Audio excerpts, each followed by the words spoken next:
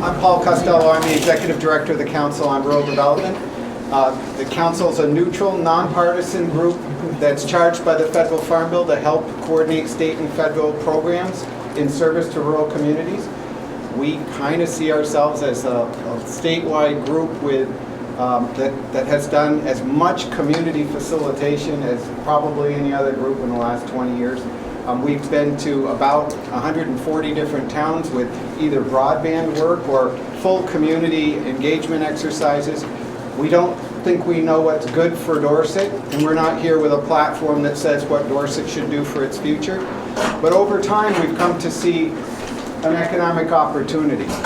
That we worry about climate change, we worry about the environment, but we're really interested in how does Vermont model solutions, and how do we also capture market share? When you think of the problems of the loss of youth and the problems of our economy, and we think of climate as a major problem, one of the things we've come to see is that businesses and entrepreneurs make money by solving problems, and communities that lead and set up conditions for those businesses attract those businesses and that can be the foundation for their renewal.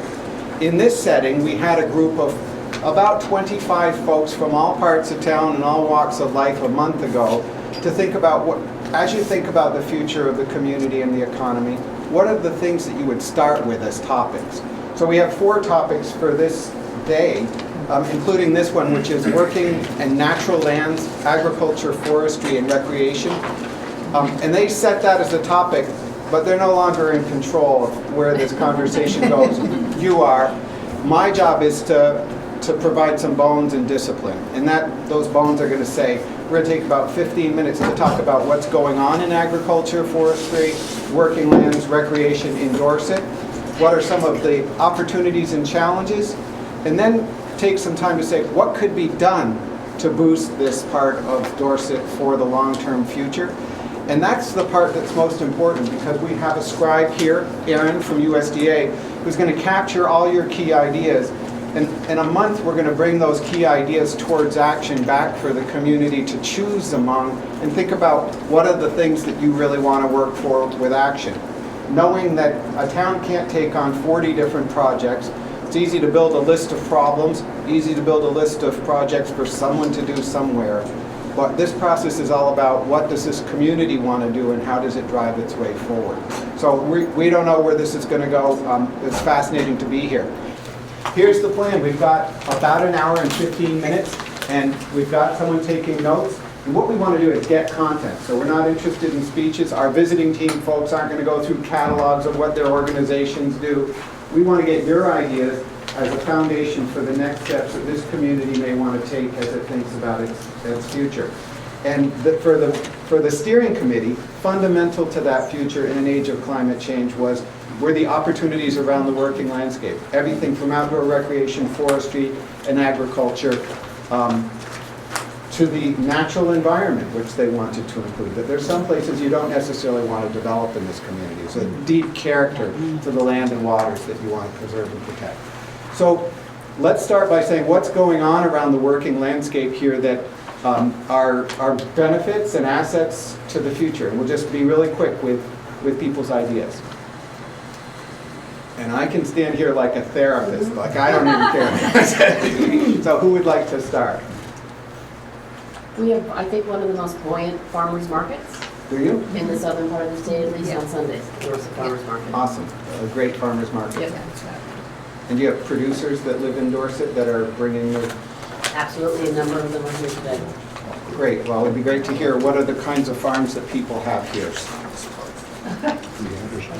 Vegetables and poultry. Vegetables and poultry and fruit. Maple syrup. Maple syrup. Lamb. Lamb. What else? Apples. Apples. Right. Blueberries. Blueberries. And these are at commercial scale? Commercial scale apples? Great. What else is out in the working lands here? Pheasants. Pheasants, that's you, right? My son. Your son, right. Don't forget turkeys. And Turkeys. turkeys. 5 turkeys. Do you have one? Oh, I mean, on the forest side, there are a host of different forest products managed over a broad spectrum of individual landowners. Yeah, there's a lot of forest, and there's forest products development here too, like things being made. Yeah, J.K. Adams. yeah. J.K. Adams, kind of a flagship for Vermont. Oh, sorry. What else is out there? I have something from an ecological perspective. We live in one of the most unfragmented forested landscapes in the Northeast, and we also connect with the northern highlands of the Hudson Valley to the Great Mountains. Is that because of the Taconics, or is that on, you don't go to the other side of the Vermont Valley, right? We don't at Merck Forest. But the Taconic Yes. corridor. The Taconic corridor comes right in through here to Right in. the Great. Right, and Merck Forest is a bit of an asset here in terms of its intellectual and Yeah. We own and manage roughly 3,200 acres of unfragmented forest, which is a substantial forest block. And we also offer a lot in terms of resources for landowners and hope to be a hub for as a resource for landowners going forward. great. Are there other assets? The Meadowy and Vattenkill. Meadowy and the And Vattenkill. Emerald Lake.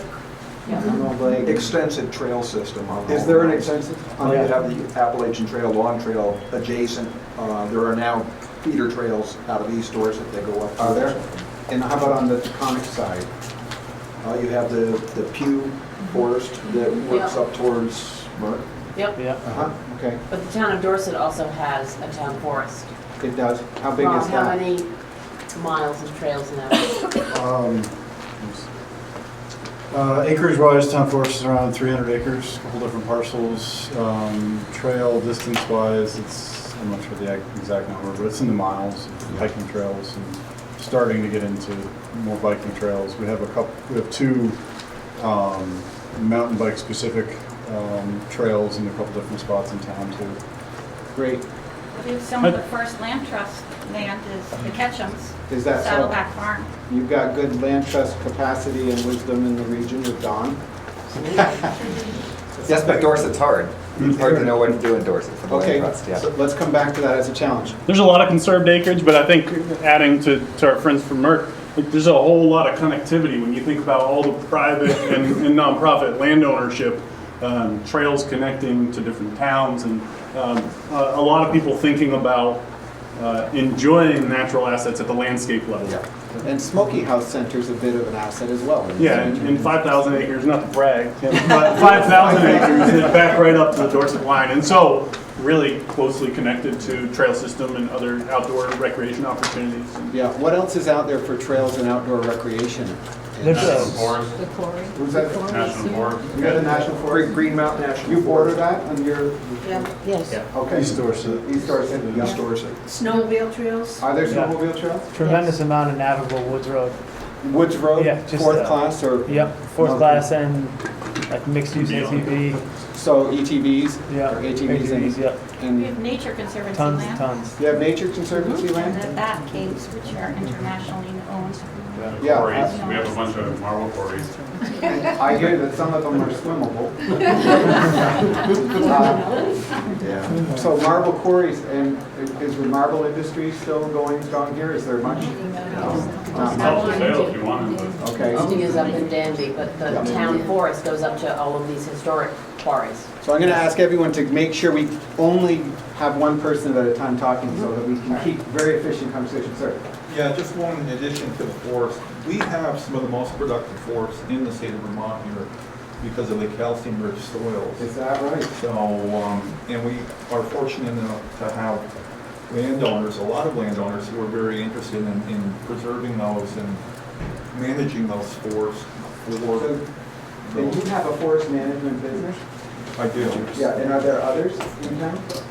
There are a few other foresters in town. Foresters and loggers and There's 20 loggers. truckers? So we and have you a the whole pretty- nine yards? We have a pretty good mix of people to make things happen here in town. What's the general state of forest health? You don't say what? Forest health. Forest health is generally pretty good, but we have issues here in the town, as does the rest of the state of Vermont, with certain diseases and insects that are affecting our forest resources. I'm going to come right back to that in a second on on challenges. Are there other key assets that should be on the table as Aaron's capturing this story? Sir? We are home of the Dorset Marsh, which as I understand is the headwaters of both the Battenkill and the Meadow. Is that so? The, way up on the top here, huh? It's only one of, It's on Two of the headwaters. One of two class? one Class A wetland, Class 1 wetlands in the whole state. No kidding. Wow, what a, It's what, right on Church Street where it divides. wow, is that something? Right. And those two valleys. Yes. I mean, no one's mentioned the And incredible also- beauty of the natural landscape here, and that is a fundamental asset, but I'd say it as an outsider. Yes, We also ma'am? have the headwaters of Otter Creek. Do you in really? East Dorset. You're right at the height of land here. In the Battenkill. In the Battenkill, she said, yeah. Anything? Sir? Yes, ma'am. We also had some, not a ton, but we had some prime agricultural land here for sure. In the Meadowy Valley side rather than in the Vermont Valley side?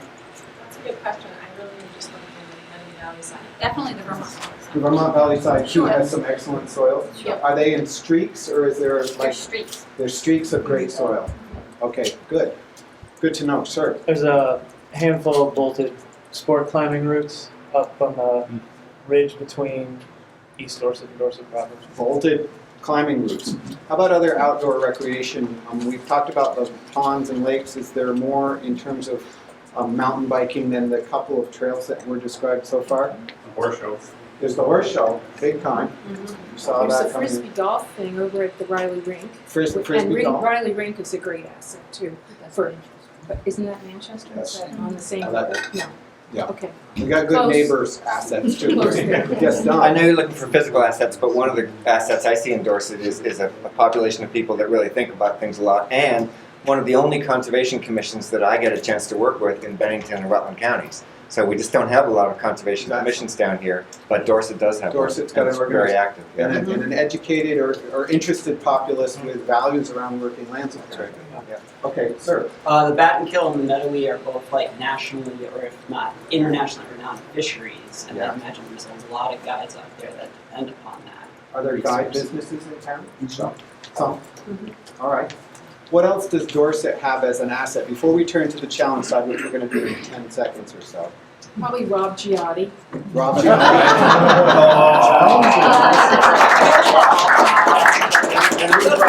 The liabilities. Her manager, Oh, the man. Yeah, you do. You have a great town manager. You got a great select board. I got some, Yes. we've got a whole network of abandoned logging roads that are great for hiking as well as cross-country skiing. Yeah, the woods get opened by those, and that heritage gives you places to go. Anything else that we're We missing have a from the story? historic golf course. A historic golf course? Yes, it was the longest running golf course in the United States for 9 holes. It Wow. was established in 1886, called the Dorset Field Club on Church Street. How great. Yeah. All right, I'm going to shift, and we're going to, if you think of an asset, you throw it into the mix, right? But what are some of the challenges facing the working landscape in this community? And again, as we're talking about it here, because the committee defined it as agriculture, forestry, and outdoor recreation, as well as the natural environment, what are some of the challenges that you see facing that? Bylaws. In what way? They're antiquated, they could be updated. They require people to develop too much when they're building a house. Bylaws. What's the problem with bylaws? Just there, a lot of zoning has happened recently, and a lot of changes in the zoning bylaws have happened, and the town's kind of changed since the inception, and the town's still kind of back in 1974 with their bylaws, and they should, in my opinion, be revamped. Okay. Town plan's being revised right now. We'll come back to that when we talk about potential actions to expand the land opportunity. Yes, ma'am. As a farmer, there's a population of 7 homeowners that make for like a spotty market. Like there's money here, but there's not money here every week. Uh-huh. So that little inconsistency in the marketplace. Okay, great. What else are issues or challenges? Yes, Jesse. In that line, and real farmers, please correct me. It seems like access to outside markets is a challenge. That is aggregation, distribution, processing to reach markets outside of this very local community. Are farmers organized together to do that kind of work, or is everybody doing it on their own? I'll let the farmers answer They're that. on their own. They're on their own. Okay, sir. The limited broadband access for, as an agricultural producer, we rely heavily on the web. Yeah. And it's a struggle to make the web work in many parts of Dorset. Do you market your apples through a website? We sell entirely pick your own. Oh, you do? But we have, between the website and Facebook is what, we wouldn't survive without it. Yeah, okay, great. But the broadband, it's better than it was, but it's, we keep hearing that, you know, they're gonna get universal broadband, but they say for $18,000 more, you can get it another mile up the road. Yeah. Yeah, you're not the only one with that challenge, for sure. So, yes, ma'am. The expense of keeping the lands in forestry or in agricultural, the burden on the individuals from a tax point of view or expense point of view. Even with current use? Correct. Okay, thank you. Sir? I think the extremes that we're seeing with the weather conditions, with the particular topography that we have here, create situations now where these severe rainfalls that we're having are creating issues from the standpoint of, you know, the damage that it causes. Make it difficult for you guys to get to the woods with skidders and all that and haul logs? Or? It's affecting that too. When the town roads are washed away, it makes it very difficult to do it. Yeah, well, and you want a good hard, cold winter to pull stuff out that on hard packing. You're not necessarily getting that consistency. Sir? Increased stochasticity in the weather events and timing of climate. Stochasticity? Yeah, so like as a maple syrup producer, for example, you really depend upon snowpack. And if you get, you know, a lot of snow and then it melts and it rains and then, you know, if spring comes earlier, it comes late, you can't really depend upon production. So am I missing the word? Does everyone else know what stochasticity? It's variability and like, you know, the trends of weather patterns. Okay, thanks. Yeah. Sure. Insects. Insects. We have 10 caterpillars which, you know, hammer us on our maple syrup trees every cycle, you know, when they come through. Worse here than other places, you think? I don't know if it's worse here, but the ticks are worse here. The ticks are worse. We have a tick problem, and the state doesn't seem to want to contribute to helping that issue out. We have a lot of people in the town here who recently become ill. Boy, that's a scourge. A lot of children. We have the emerald ash borer, Are they which here? is basically melting in our doorstep probably. Yeah. It's not here, we're seeing a lot of dieback from the ash hills, which is a fungus that's affecting the ash trees. But are you cutting all the ash out? Well, I think the recommendations are to retain as much of the ash as possible for seed source, while at the same time considering the possibility of harvesting some of that mature growing stock of the ash, you know, before it's too late. So. Okay. Yes, sir. From an agricultural land conservation point of view, Dorset's hard because it's somewhat fragmented. It's quite fragmented compared to other communities we worked in. So the agricultural parcels tend to be small. They tend to be in private ownership. It's a little bit difficult to know where and how to work. So not so true for maple sugaring and forestry, but really for the open land, farmland agriculture. So there is a conservation commission, but there's also a lot of people who are holding small parcels of land that aren't necessarily collaborating to advance the working landscape. There's not a plan for it or action around it. Well, I'm not commenting on the second part so much. Maybe reading into it. Yeah, but I think just physically, it's a difficult community because there aren't a lot of really big, profitable agricultural areas. There tend to be small, and people have to aggregate pieces of land in order to get a farm together. Great, sir. Asset and challenge to the land values. Yeah. They tend to be higher, so it's a good thing and also can be a challenge for conservation, for other issues. Highly desirable place to be, Dorset, and incredibly beautiful, valuable land, but very difficult for a young person to come into as an opportunity. Sir. The current use with the small parcels, the current use basically is not available to people under 25 acres. And a lot of these younger, newer farms may not require 500 acres to be successful. Are there taxes are still there? How many farms are still in Dorset? One. Well, I don't mean just dairy farms, but it's interesting how often people say that. Are there dairy farms? There's no active dairy, there's cattle farms. It's cattle farms. Okay, how many farms are there then, of all sorts? I guess you gotta define what a farm is. Well, I would say an orchard is a farm, and I would say that a vegetable production is a farm, and someone who's growing lambs on the land. They say more than half your income comes from the farm. 6 maybe. 6? Okay. I'd say 6. Does anyone ever, does the town plan document how many farms there are or describe the agriculture and working lands conditions? Okay. Other, yes, sir. And maybe this is unrelated, but as I recall, some very large percentage of the residential properties or the property in Dorset is owned by non-residents. Uh-huh. And this sort of changes, it's, I don't know, 30% or something like that. It's more than that. It's almost 50-50. So maybe 50% of the land is owned by people who aren't permanent residents? That's right. Correct. Yeah. And It's 50, I didn't realize it was that. maybe that's a challenge, or maybe it's an opportunity Yeah. too. Don't know exactly which, but it complicates things. Okay. Yes, ma'am. So I'll say this as a non-Dorset resident, but as I've worked in Dorset, I've heard that there's a little bit of a divide between East Dorset and Dorset Center. So whether that's a kind of a cultural divide or whatever it is, but then it can also lead to kind of dividing projects or initiatives between the two sides of the town. Okay. Two sides of the town. Socioeconomic divide. There's a socioeconomic divide, like many places, obviously, in Vermont.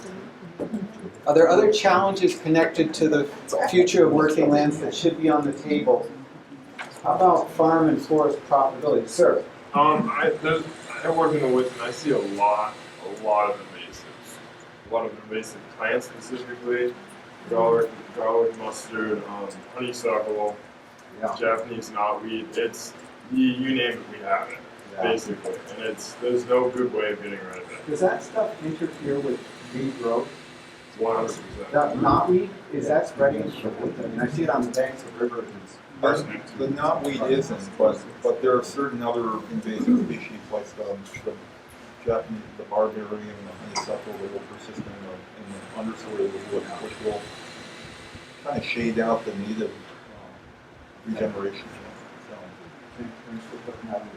What else is a condition or a concern or a challenge today, sir? The employers in town can speak to this better, I'm sure, but I hear from folks who work with that labor is a challenge. Labor in the working lands sector is a challenge. Okay. Educating and retaining young people to get into business. Okay. Yeah, I was going to say, and related to that, availability of housing for people who might have entry level or more labor technician type positions. Sure. How about? And that spills out into the restaurant industry as well. Sure. Because we have lots of great restaurants here and they cannot find people. Okay. Yeah. Young people to work. Yep. Need places to live. How about the outdoor recreation? Are there any particular challenges to outdoor recreation? It seems like you've got myriad opportunities. You've got 300 acres in the town forest. You've got 5,000 there. You've got people who are coming with ecological sense that want to learn about the land. But you also have Manchester downhill with lots of bikers and a place that has set itself up to be a national biking destination. Is Dorset organized to take advantage of outdoor recreation tourism or outdoor recreation for residents? Does that happen naturally, or? There are bike tours that stay in the area. We have a state park, an active day use area at the state park. Yep. At the recent town meeting, the town voted on our new budget, which includes a part-time outdoor recreation director. A part-time outdoor recreation So director? it's going to be a 20-hour-a-week position. And what will that person do? Rob? A little bit of everything, Yep. some kind of from stewardship and maintenance of the trails, properties, to marketing, to kind of trying to hold events and stuff like that. Oh, that's terrific. Yeah, that's terrific. There has been a concern for carrying capacity with the Dorset Quarry, with visitors. Oh, because a lot of people go to the Dorset Quarry. Yeah. Okay. Which is an asset and a liability. An asset and a liability. Okay.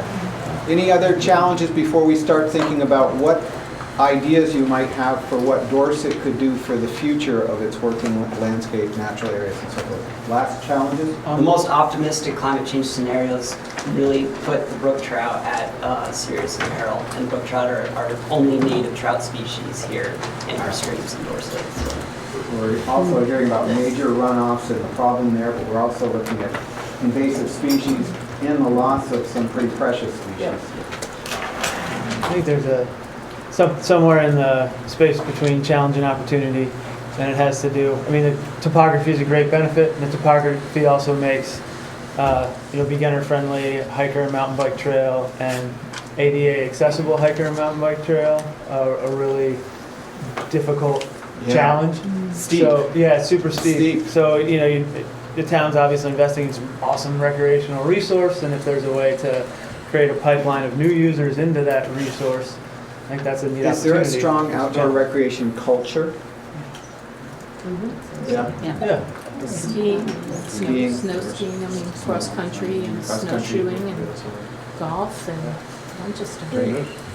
All right. For short-term visitors, especially. For They sure. come up to recreate, to train. Yeah. All in all, Dorset's pretty cool. I'm seeing it. All right, so let's think about, so we're hearing tremendous assets. You can look right out the window and know you've got tremendous assets. Some significant challenges with climate change already affecting things, and that may be the tip of an iceberg, so to speak. And then maybe some unmet opportunities. You're taking a step with hiring an outdoor recreation director. Not many towns your size have done that, and that's kind of a creative thing to do. Are there other things that you all think, and again, when we think of things that we could do for the future of Dorset, we're not thinking of what the federal government's going to do or what Vermont might do in terms of public policy. We're kind of thinking, what could Dorset do to support a strong working lands, natural environment, outdoor recreation, farm and forest future? You want to start with that? Like your ideas for things that are actionable for the future. Yes, ma'am. Well, somebody brought up the challenge that farmers are having in terms of marketing and distribution. Everybody's on their own. And we've been working as part of Earth Matters in a group that's promoting regenerative agriculture as a solution for climate. And one of the things that we've wondered about is whether or not this region needs a regional food plan, which could help with those kinds of issues, could take up, how to distribute food, how to enlarge markets, bring the food further afield, and how to also provide for the food insecurity that already exists, but might get worse Okay. with climate change. So the idea is that we build a regional food plan. Other ideas that Dorset could do for as it looks to the future. Yes, ma'am. I think we need to be proactive about recycling on renewable environment and renewable attitude towards everything. There is no waste. Everything has a value, so how do you Right, use it? and it's sustainability. I mean, we need to look within our community and make things happen here Yeah. that aren't happening. Are there things that are missing here that you could do to advance sustainability? Especially connected to working lands. We don't have composting. There's no composting? Is there? So you don't have curbside pickup like, I guess, Brattleboro does. The state law is saying that everyone's going to eventually. And maybe there's a business opportunity there for somebody, right? In Montpelier, there's a group called Compost, and they're gathering everybody's compost. But you have a population base that's 10 or 15 times the size of this area. Yeah. And probably 75% of the people I know already compost. In the backyard. And recycle. Yeah. I mean, recycling's a piece of cake. You know, in composting, you need a fair amount to generate something. Yeah. It's difficult. Yeah. So let's put ideas on the wall. What we're trying to do is gather ideas. We're not going to make decisions on them tonight. Yes, ma'am. I think we need help in the area of a first aid squad around here. I feel I have implemented 14 AEDs around the town on both sides of the mountain. We also got a first aid truck from the CEO or the president of Bennington Hospital. However, there was nobody to man it, and therefore, even though we stored it in Dorset for a few years, we ended up having to give it away to Manchester. Do you have an ambulance squad? Or? We have no ambulance. Oh, you have Now- no ambulance. No, my girlfriend, Ambulance served by it's non-Dorset. served by, the first aid squad is out of Manchester. Now, I had a girlfriend in Dorset the other night that waited for 45 minutes for Granville to come over to help her, okay? Because Manchester was busy. This was 11 o'clock on one night. Now, we had a truck that could help people. We couldn't find anybody to man it. I went to the fire squad. They wouldn't add on to their building. I said, I'll do a fundraiser so we can build onto it. Yeah. They said no. So now we have nothing. We have Yeah. no first aid vehicle. Well, let's consider this an idea. We're not Yeah. voting our tax bills No, tonight on but it. I'm just saying, But I think it's let's necessary. think of it as an idea on the table, sir. I think looking to just strengthen the partnerships between some of the entities that are sitting in this room right here. I'm not sure how strong the ties are already, but I think The we idea is to strengthen the ties between these, like, what does that look like? Is that a commission or a Merck and committee? Smoky House have Yeah. a similar. I mean, Merck has between 12 and 15,000 visitors coming to, 2.5 miles from the Dorset town line, and this is where most of the infrastructure beyond what we provide would be available for those folks, closest place to save, closest place to eat.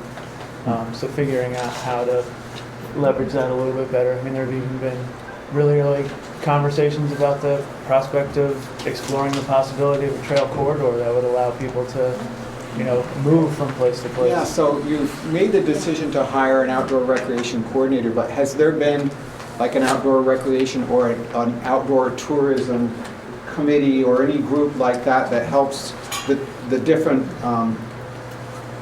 people with all these assets work together to drive this kind of stuff forward? Not really. I mean, we have a nonprofit trails association Oh, you do? group for the North Shire, similar to, there's one in Bennington as well. Oh, great. What do you That's call that? The NATS, North Shire Area Trail Systems. Oh, terrific. They're the ones that are responsible for the mountain bike specific. Oh, terrific. Is there anyone here from that's in that group? No? Okay. Other ideas towards action that could be taken to stimulate agriculture, forest products, businesses, the environment of Dorset, or outdoor recreation. Sir?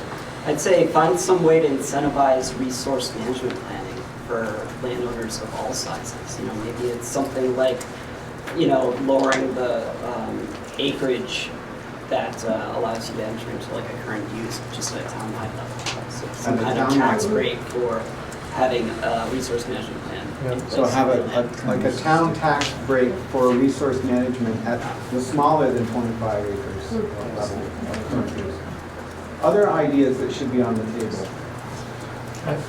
Yes, ma'am. I'd love to see kids get to know about all of our businesses and. Right.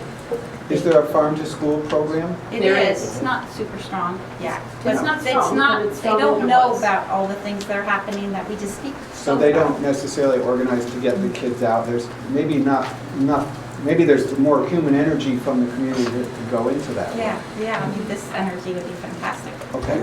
Liz, you had something different? I wanted to actually say the exact same thing, which is to, the idea of figuring out a way for the town to build capacity for the school to do more farm-to-school work, to do more next-generation science standards work, to get kids out. There's farm-to-school, but there's also school-to-farm and school-to-forest. Yeah, and you've got So just some. getting, because there are future stewards. Yeah, you got some major people here who could help with that, right? Yep. Okay. Are there other opportunities for action? Sir? A USDA approved meat poultry processing plant. My understanding is, Scott, you only can sell whole chickens, can't sell pieces. Uh-huh. And there's a demand for that. If one were in Dorset, it would be used.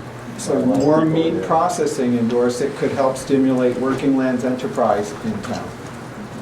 Okay, great.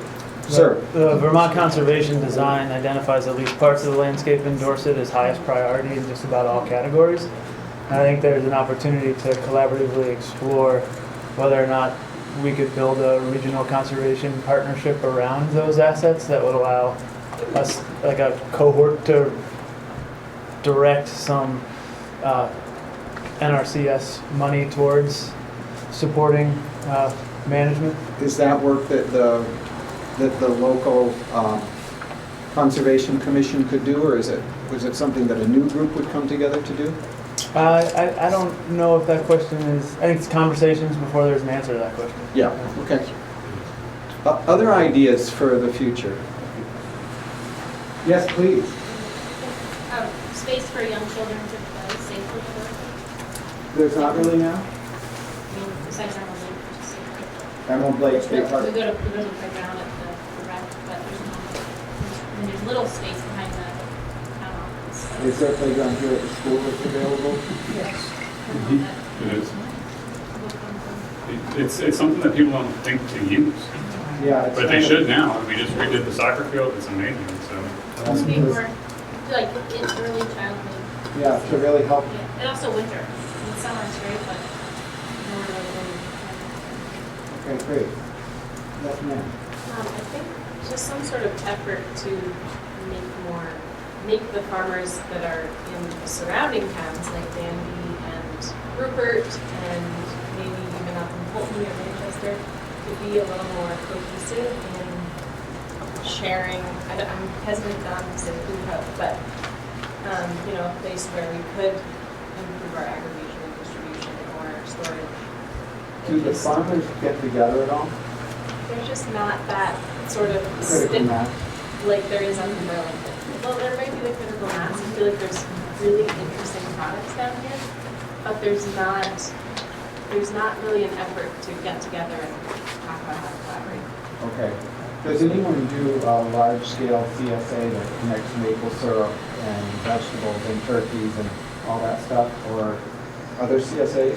Yeah, Yes, Ron? we got 100-person CSA. 100-person CSA. Okay.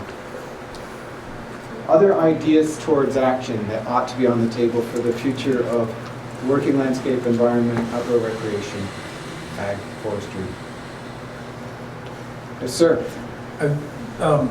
In the few years that I've lived in Benton County and worked here, I've noticed on more than one occasion the international presence in Dorset through its schools and some United Nations caravans have come up to check Dorset and environs out. That it strikes me as a lot of stuff goes right here, and that's a real opportunity to feature the things that have gone, all the things we talked about at the very beginning of the meeting, and sort of get that it belongs, that has an audience that is worldwide, which is unusual for a town of about 2,000 people. It's a real asset. Thank you. There are other actions the community ought to take to expand, protect, stimulate economic activity. Better promotional. I mean, if we could have a centralized website, for instance, that featured, whether it be sponsored by the town of Dorset or something, but seasonally adjusted to, to showcase our producers, our people that work the land, and promote them. Because individuals can't afford, in many cases, going out and doing it by themselves. If you could get 15 or 20 people together to put something like this up and follow it and update it frequently, it would help. Yeah. Let the outside world know just what we have. And those who already have a website could be linked. So you want apples, you go in there. You want turkeys, you find your way through it. But I mean, when people pull up Dorset, you get more than just, a couple of inns and the field club. Right. And if you're at one of those inns, you could find your way into the working landscape. Okay. Other ideas that are within the power of the community to enact. Sir. I think some additional skill sharing and training for land managers, peer networking among land managers, as well as the kinds of resources like Mark might offer for backyard landowners. Because I think there are new challenges coming, and I'm always impressed by how willing dairy farmers are and forest land managers are to learn new things about the trade and their land management and do that. And I think we're going to need a whole new set of skills to manage land effectively in the coming years. And I don't know whether that's management for carbon sequestration or increased attention to water quality or soil carbon regeneration, but I think there are going to be new training and learning opportunities, and there's a lot of good knowledge in the room already. Great. Are there other economic opportunities? I'm a little bit taken by your idea of a regional food plan. I think one of the things in Dorset that's so hard is that there are so few farms in Dorset proper, but there are so many farms nearby. And so what Dorset does have is a lot of intellectual capacity and a lot of financial capacity and some serious market capacity. And then next door is kind of the Meadowy Valley and Danby and other areas where there's a lot more farmland. So to the extent that Dorset could look beyond its own borders and come up with some sort of a bigger way of looking at maybe not just food, maybe food, energy, fiber production, that would be probably productive. So I have a question like to just reflect on. If you think 20 years into the future, with climate change and with the challenges that we may face, do you have a vision for what food systems look like here and what should be done to drive food, forestry, working lands forward in terms of the economic foundations of the region? Anyone have ideas? Well, there's a prime piece of agricultural land that's just being sold for development. Where's that? That's on Morrisville Road. And it seems like we did have a land LISA program. You had a land lease program here? Yeah, LISA. we had a forestry LE. and an agricultural LISA program, but it has yet to be really embraced. Land evaluation system, a system for evaluating the potential of land. It's a bit of an old system now. You're dating yourself a little bit. So, we work a lot with the land trust, and we hear that there are 300 young farmers on a list waiting to connect to the land and think about developing farms for the future. There's probably a few young foresters around too that are looking to connect.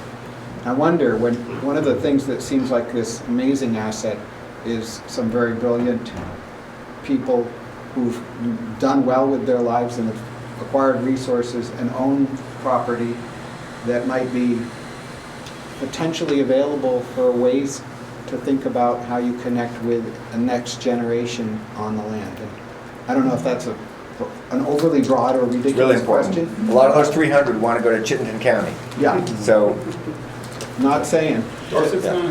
But there's a market down here. Okay, he's got, Dorset's not set up for that. In my opinion, Dorset is set up right now as a second home marketplace. That's our biggest export right now is selling houses over and over and over again. That's our market here in Dorset. We just sat here and said we have 6 farms. We've got the biggest, apple farm around. There's some farmers around here that have a few smaller farms, and we have cattle, and that's about it. Yeah. So when it comes to the sustainability of Dorset as a land farming, we have steep slopes. We don't have valleys. Forestry, sure, that might be the second export that we have here, but it's retail, or it's rentals, it's housing, turning over housing, it's developing the hollow, it's the whole, my family, my wife's family's been here forever, and the hollow is not nearly developed at what it is now. And, there's plenty of acreage up there, but we're having problems with wetland impact now. Steep slopes, soil conditions, prime ag lands, they're stopping any kind of development that you want to have or that you can do with some agricultural problems. And it's not, Dorset isn't necessarily, in my view, the epitome of farm country, like Rupert or Pollitt might be, or something in the Meadowy Valley. Yeah, of course. Yes, ma'am. Yes, well, Dorset is already a destination point for people who want different country and nice things to stay at and so on. And looking forward 20 years, there is a big movement for good food, organic food. Now, Dorset may have problems as far as getting the farms to be in Dorset, but I don't think I think it would be an ideal place for the, centralization, some processing and marketing. A lot of, farms do bed and breakfast. And people go home with their ice coolers full of what has been grown. So, yeah. Okay. Other opportunities or points of action around any of this, including outdoor recreation? Sir? Well, just speaking of the young person who lives in Dorset too, I think the access. If someone who wants to just do any kind of like residential land, animal raising, or working the land in that way, just like, you're a 30-year-old, you're not going to be buying a home in Dorset. I mean, I'm lucky, I'm 34, and I don't know how it happened. Well, we live in a rundown barn with 3 kids, so maybe that's how it happened. So it's like, it just seems the like next generation will go to chicken coops. Yeah, exactly. Well, my kids sometimes live in the chicken coop. Yeah. But it's just like the access and availability for young people who are interested in these kinds of like land management opportunities on a residential scale, even not on a commercial scale. It's just like not there. Well, and that's a problem statement. Is there a positive way of putting that as an opportunity for action? No. Yeah, what could the community do about that? They're not geared for it. Support agritourism. Support agritourism? Okay. It's second homeowners. They're not, out of sight, out of mind. Like, Well, when 50-50 is, a mix, like, so the people that are here full-time, that are gonna farm it, you're talking about a very small percentage of that 150%. It's not really suitable. I'm just following from his comment, which was, if you want to be a young person and move here, and the question is are there ways that the community could help it be an easier place for young people to live? Sir? Housing efforts to make primary housing prices either come down or make units available. So make some units available of housing that's relatively affordable. Not to pitch land conservation, but of course the purchase of development rights can bring the value of land down to a point that it's affordable. But in a community like Dorset, where you have really small parcels, it really requires the community to help establish the priorities. Because for the land trust to go in and start doing 15-acre parcels would be rather extraordinary unless the community was really able to point to certain areas that they specifically wanted to be agricultural for specific reasons.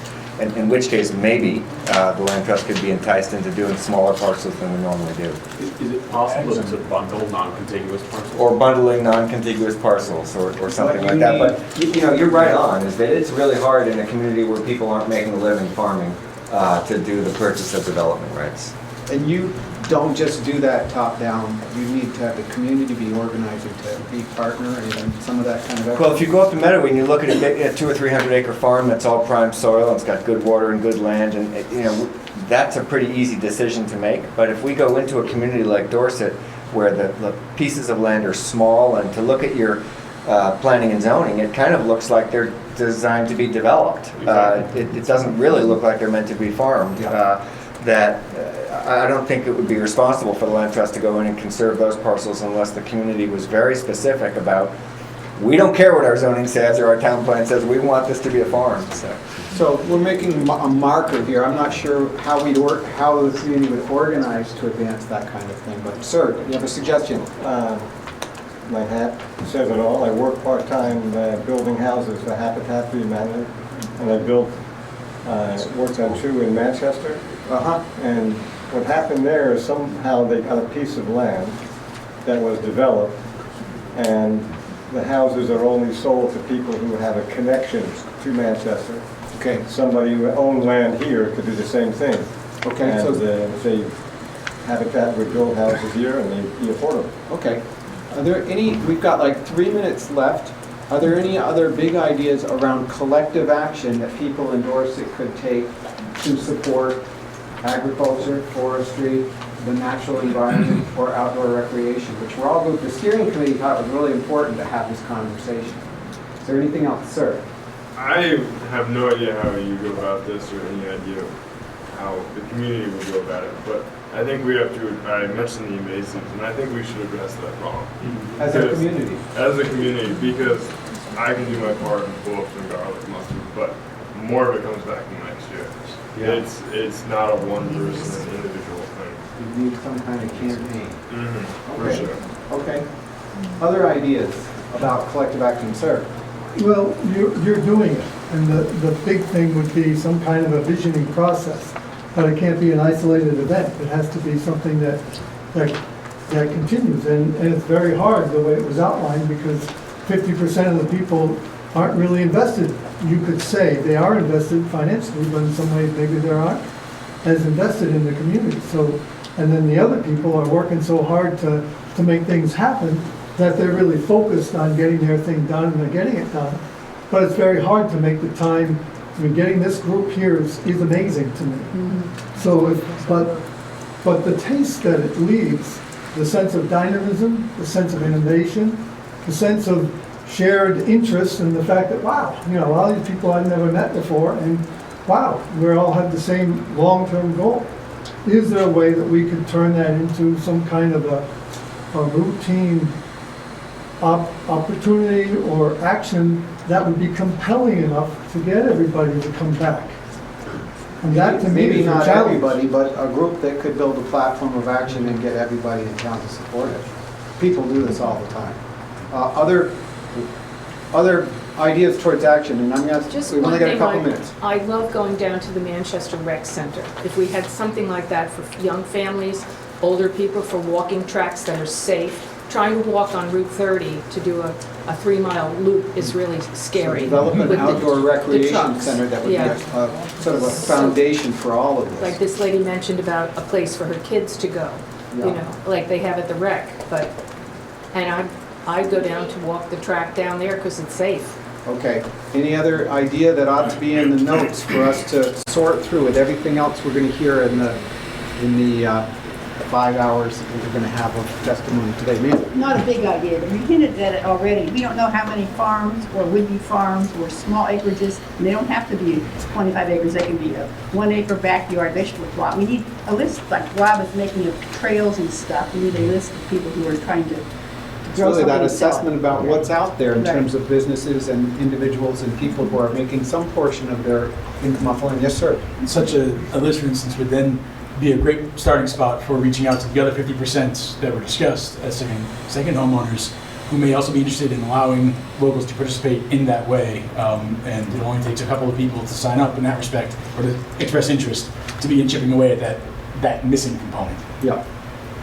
In just a second, I'm going to turn to the visiting team folks and ask them to share an observation or a key theme, not to tell the community which thing they think is the best thing that ought to be driven forward, but is there an elephant in the room, or is there a big idea that hasn't been expressed about the future of working land, agriculture, forestry, outdoor recreation as an opportunity for the future in an age of climate change? I hesitate to add one more thing, but may I? Yeah. This may not resonate for anybody in this room, but in Bennington, we're spending a lot of time thinking about what does it take to bring people to our communities that don't look like us, that aren't the sort of culture that we're used to, that might be from a different walk of life or a different country, to both work and participate in the economy. And I don't know if that matters to Dorset or not, but that's something that I think a lot of Vermont towns are struggling with right now. Any other last idea on working land? Yes, sir. I just like to throw out that if you look at the climate predictions for the Northeast, like we are like in a very good spot in terms of the resources we have, fresh water, the relatively undeveloped land, and I really know that people are going to flock here as climate refugees in the years, and something to be anticipated. Yeah. Sir. I think ecotourism is going to play a big part in this particular area. I think we have the resources, we have a lot to sell here. We have the history with the quarries and various other items. We have people that are working to make things happen. We have the Manchester and Mountain Bike Club, which has established trails, mountain biking trails on private and public lands. And they're working aggressively to expand that trail system, which I think is huge. I think we should look at maybe establishing trails for other uses too, maybe horseback riding and whatnot. But I think, generally speaking, we have the resources here. We have a lot to offer. We should market it.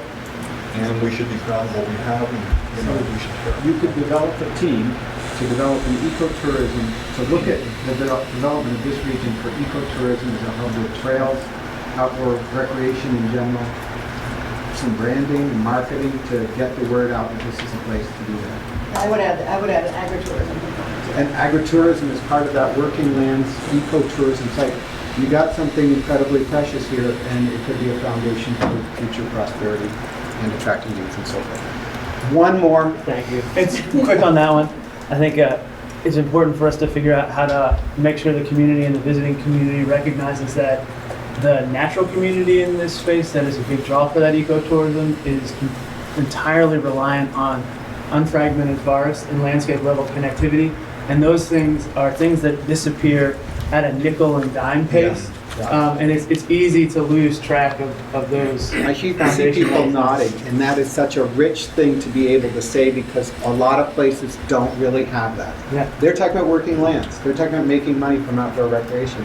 And it seems like a deep consciousness that there's a lot to preserve, protect, and leave alone. And that's a cool, really cool, even the way the steering committee friend does. Now we need to turn a corner because dinner's coming up really quick. We're all going to want to do that, but I'm going to just go around and ask people on the visiting team to share a reflection, a theme that they heard, or something that resonated with them that they connect to what they think about in their job or outside. And we have to be really quick, so a minute or less. I'm going to start with Tom Berry, the natural resource expert from Senator Leahy's office. So I'll keep it quick and throw out one thing. First, observation, just such a tremendously rich resource base for outdoor recreation, the forest base, et cetera, in this community. It is exceptional. I'll toss out one concept that's getting a lot of discussion in a number of circles, and it's not a strange concept of the current name it goes by is payment for ecosystem services. And you're headwaters of several important river systems. You've got unfragmented forest, and then this can apply to agriculture too. And you have a nature conservancy here, and you're at the cutting edge of this in Vermont. So are there ways to the extent you want to support these unfragmented forest blocks or other uses, to monetize the ecosystem services that come out of this large headwater forest that you're stewarding? And there's ways to approach it. I see some people nodding their heads, others it's a little foreign concept, but foreign large blocks of forest land in the 2,000, 3,000, 5,000 acres can generate payments for carbon sequestration. We know how to do it. We're learning how to do it. Are there ways to help work with partner communities in the state to really begin to make the most of this community as the steward for an incredibly important suite of natural resources? I'll get some other thoughts too, but that's what I'll mention since we're going around quickly. Great. Catherine Byers from the Regional Planning Commission, probably the state's most advanced regional planning commission looking at these kinds of issues. Oh, sure, yeah. Sure. Well, I picked one comment per category that we did. So for assets, underscore an observation that folks already made, which is that you guys have an incredible administrative capacity in the town that, I work with towns throughout the county that not all towns have. So in Rob, also and all the rest of the staff in this new part-time position that the town is able to bring on. I haven't heard of that anywhere else in the town. That administrative capacity combined with the volunteers that you have in the community and that they work so well together, the energy committee that has really put Dorset on the map statewide. That's such an incredible asset. So many people spend time just kind of fighting amongst themselves to try to figure out these solutions. You guys are miles ahead of that. The challenge is just identifying what you want to do and chasing it. Very exciting. For challenges, somebody brought up the development regulations. It's nice because I can confidently say that you can move that from a challenge to being a solution. I've been working for the past, feels like a year and a half, although it probably hasn't been that long, on the town plan and making really critical, really strategic changes to that, because the next step that the Planning Commission is taking on is comprehensively updating the development regulations with the help of an outside consultant that works statewide. So that is coming up. If you guys have thoughts about it, that will be happening in the next year. And for a regional food plan, that is something that folks countywide have been talking about for years. It just hasn't quite happened yet. There's a lot of other priorities, but this sounds like a great community, again, that has that clear vision of what that could look like. And so be in touch with the BCRC. We're the people that can help get that moving. And we'll probably be inviting you back. Chris Callahan from UVM Extension. Hi, thanks for letting me eavesdrop. Appreciate it. It's a great conversation. I gained energy from it, so thank you for letting me be part of this. One asset I didn't hear raised that everybody may take for granted is the highway, 77A. You know, I think it's easy to take that for granted, but having worked throughout the state and region, that is a tremendous asset for this community, I think, something to be considered. The other theme that I heard that really resonated for me was this idea of unfragmented forest and natural resources and fragmented developed use with high connectivity, high slow connectivity, to Tom's point. You know, both broadband being slow, but also, and what is interesting about that is I think that can be preserved and there can be value in that. The other thing is I think what's unsaid in unfragmented forests is the soil that is part of that.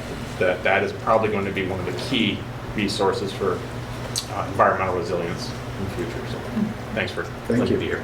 Ken Jones, Agency of Agriculture. No. Oh, Agency of Commerce. Commerce and Community Development. What are you doing here? What are you doing here, Ken? I traded. You're supposed to be in the other I room. traded. So I have two observations in there in the form of a question. First, with regards to the agricultural food portion, a lot of discussion here about the interests in exploring that topic, but also an observation that your source may be the towns to the west. So what is Dorset's role is part of this Dorset strategy to make some connections with those other communities and put the sum together to make something more vibrant, more vital. And the second observation, the first pieces of information that you folks provided, a huge list of assets with regard to outdoor recreation. But what I don't know is, do you want to use them to cultivate economic activity? Or do you just want to maintain them because it's a real asset for your own internal users? So, my questions. Great question and observation. Jonathan Cooper.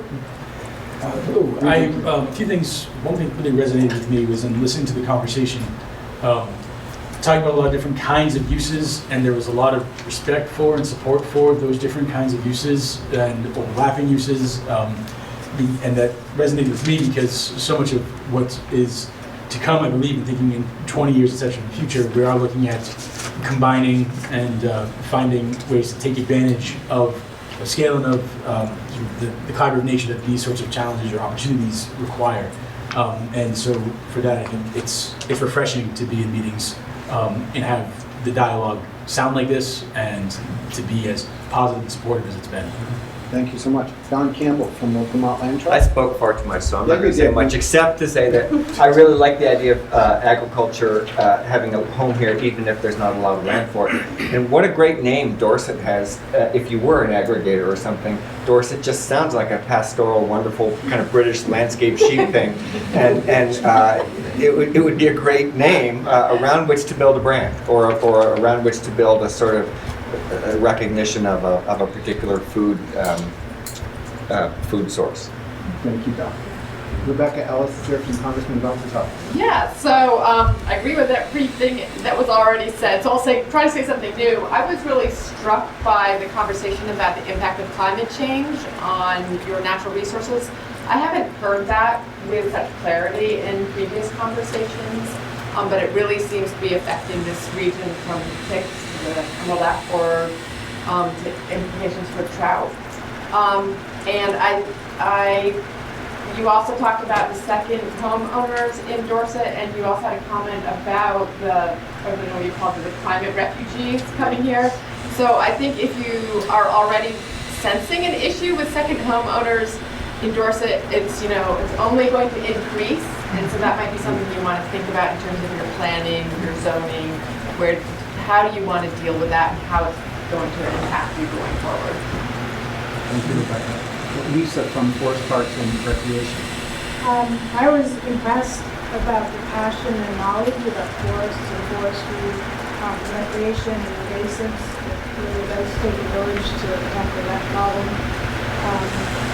There are a lot of groups out there talking about trail connectivity, so it would be interesting to connect you, but physically them, and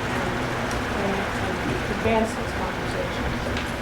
Great. And I think there's a lot of great resources out there for both. Aaron, do you want to share an observation? Yeah, hold on, let me switch.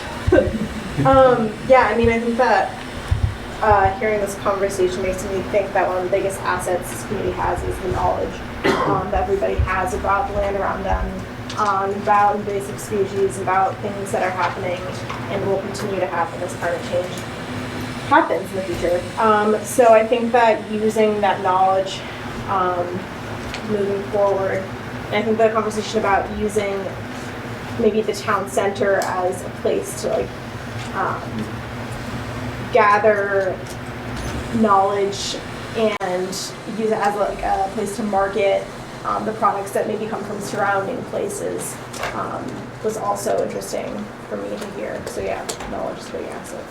So I get the last word. We're going down to dinner, and then after dinner, we're going to have another session up here on Dorset Tomorrow. Dorset Tomorrow, the name that the steering committee gave to this whole thing. We're really going to be envisioning Dorset Tomorrow and what could be done in general to make this the most dynamic community it possibly can be in the future. So I don't know where that conversation goes. It's not my idea to have that title, but I'm fascinated to see where you take it.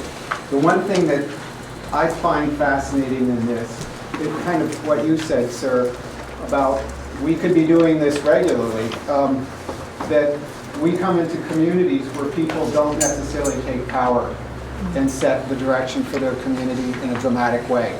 In communities where people are sort of flat and aren't leading and aren't stepping up, feel like they're sinking a little bit.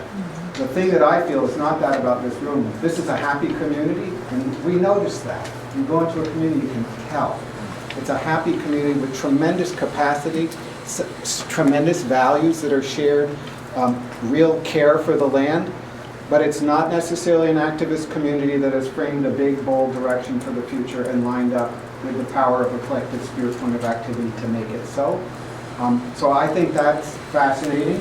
I think that any number of pieces of work that come from this process could be absolute cornerstones to rally the public in this community and rally not just those who are here all the year, but others to be partners and investors in a really powerful future. So it's awesome to be here. I hope everyone comes down to dinner, comes back to one or another session after dinner. And thank you so much. It's an honor to be part of this conversation. Thank you.